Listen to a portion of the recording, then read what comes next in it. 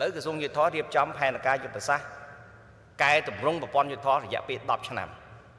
បាទហើយមិនលោភលន់ធ្វើសម្រាប់រយៈពេល50ឆ្នាំអីទេធ្វើតែ10ឆ្នាំហ្នឹងណាហើយយកតែចំណុចសំខាន់ដែលជាកង្វល់បញ្ហាប្រឈមជាក់ស្ដែងដោះស្រាយឲ្យចេញជាលទ្ធផល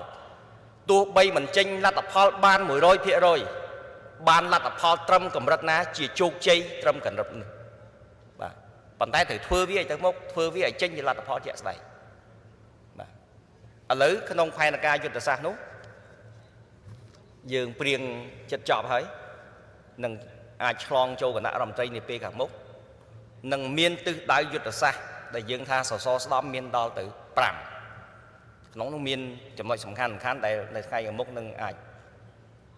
ចែកផ្សាយជូនហើយយើងអាចដឹងទាំងអស់គ្នាថា10ឆ្នាំយើងធ្វើអីក្នុងទិសដៅយុទ្ធសាស្ត្រទាំង5ហ្នឹង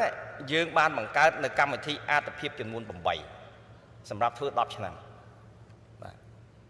ខ្ញុំមិនយកចំណុចនេះមកលម្អិតទាំងអស់ទេប៉ុន្តែខ្ញុំគ្រាន់តែចង់លើកចំណុចធំហើយចាំខ្ញុំចូលទៅចំណុចដែលជាគោលដៅចង់បានការជួបជុំនេះដើម្បីយើងយល់គ្នាទាំងអស់គ្នា